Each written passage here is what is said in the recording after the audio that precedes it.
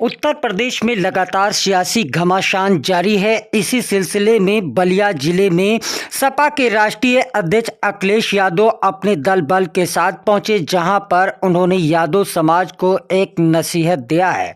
बता दें कि इस समय जहां उत्तर प्रदेश में लगातार घमासान जारी है, सभी राजनीतिक पार्टियां एक दूसरे पर हमलावर है, तो वहीं पर सपा के राष्ट्रीय अध्यक्ष अखिलेश यादव बलिया जिले में पहुंचे, जहां पर उन्होंने यादव परिवार को नसीहत दिया है।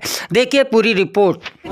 दोषी अगर कोई है तो वो जिन लोगों ने पैसा दिया था, जिनसे पैसा उठाया, जिस तरह का ये पैसों का कारोबार चल रहा है और सूदखोरी चल रही है, ये पूरी गैर कानूनी है।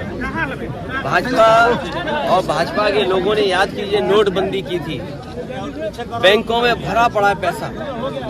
अगर बैंकों में पैसा भरा पड़ा है तो आखिरकार व्यापारी को या कारोबारी को इस तरह के सूदखोरों से कैसे पैसा लेना पड़ रहा है। और सूदखोरों का जो हिसाब किताब है वो बहुत अलग है। पता नहीं कितना पैसा वसूलते हैं, पैसा नहीं मिलेगा तो धमकाएंगे, समय समय पर आपको प्रताड़ना देंगे, आपके घर घुसाएंगे, आपको फोन करेंगे। और एक व्यापारी मिला जिसकी पिटाई की, कान में चोट थी, आंख पूरी लाल कर दी पीट पीट करके। ये सूदखोरों का ऑर्गेनाइज्ड और भारतीय जनता पार्टी द्वारा चलाया हुआ ये कारोबार है।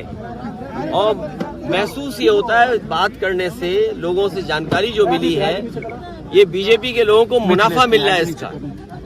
जब मुनाफा वो कमाएंगे तो मुनाफा किसी न किसी को तो देंगे। उनके परिवार के लोगों की मांग थी कि पत्नी पढ़ी लिखी है, उन्हें सरकारी नौकरी मिले, सरकार 50 लाख से मदद करे, और जिनके प्रॉपर्टियों की रजिस्ट्री नहीं हुई है उन रजिस्ट्रियों को कैंसिल किया जाए। इस सरकार के हाथ में जब चाहे तब रजिस्ट्रियां कैंसिल कर सकती है सरकार। और जो दोषी हैं, भारतीय जनता पार्टी का ये बुलडोजर कम से कम जाए वहां पर और उनको भी वही सजा दे जो बुलडोजर सजा दे रहा है उत्तर प्रदेश में और लोगों को। अगर भारतीय जनता पार्टी ये दावा करती है उनकी सरकार कि बुलडोजर न्याय दिलाता है, तो आखिरकार नंदलाल गुप्ता की पत्नी को न्याय, उनके परिवार को न्याय बुलडोजर कब दिलाएगा? अभी तो क्या मांग करेंगे उनके बीजेपी की? मैं उनकी पत्नी की सरकारी नौकरी लगे, क्योंकि 2 बच्चे हैं। आखिरकार उनका जीवन यापन कैसे होगा? तो बूढ़ी माँ है, उनका कैसे घर चलेगा? इसलिए पत्नी को सरकारी नौकरी और परिवार को 50 लाख सरकार मदद करे। सरकार जीरो टैलेंट की बात करती है, आप पकड़ने में 6 दिन लगा दी, पार्टी का ही ये सूदखोरी का कारोबार अगर इन्वेस्टर मीट में चला जाएगा तो याद रखना, ये व्यापारी एक भी पैसा उत्तर प्रदेश में नहीं लगाएगा। और मैं ये दावा करके जा रहा हूँ, बहुत ही मुश्किल होगा बलिया तक इन्वेस्टमेंट लाना। ये सदन में उठेगी बात। सदन में मैं बात केवल नंदलाल गुप्ता की बात नहीं उठाऊंगा मैं।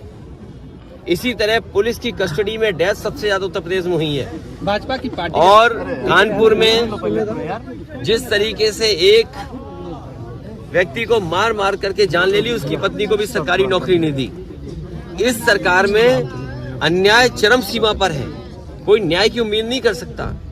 बुलडोजर वहीं जा रहा है जहां भारतीय जनता पार्टी चाहती है बुलडोजर जाए, जहां पर उन्हें वोट का लाभ होगा। न्याय के लिए बुलडोजर नहीं है, ये वोट के लिए बुलडोजर है।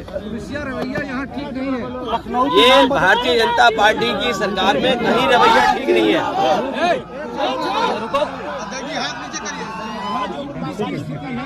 ये मंत्री जी पार्टी के सदस्य उसमें शामिल है, मैं उस पर कार्रवाई नहीं की जा रही। मैं पुलिस की सांठगांठ और बीजेपी के बड़े लोगों की सांठगांठ के बिना इतना बड़ा सूदखोरी कारोबार नहीं चल सकता। और याद कीजिए, जिस समय किसानों के कर्ज माफ की बात थी, उस समय ये बात भी उठी थी कि सूदखोर जो हैं, जो पैसा बांटते हैं, आखिरकार वो कैसे वापस होगा। मैं समझता हूँ जब से उन्होंने मोबाइल, डायरी और चीजों को लिया है, सरकार की जानकारी में सभी कुछ होगा।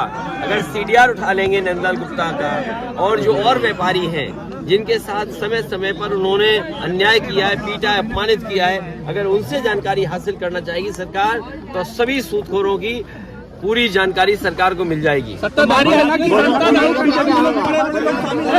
सत्ताधारी का नेता हो, नाम है। जितने सूदखोर हैं सत्ता से जुड़े हुए हैं क्या? सत्ताधारी लोग शामिल हैं।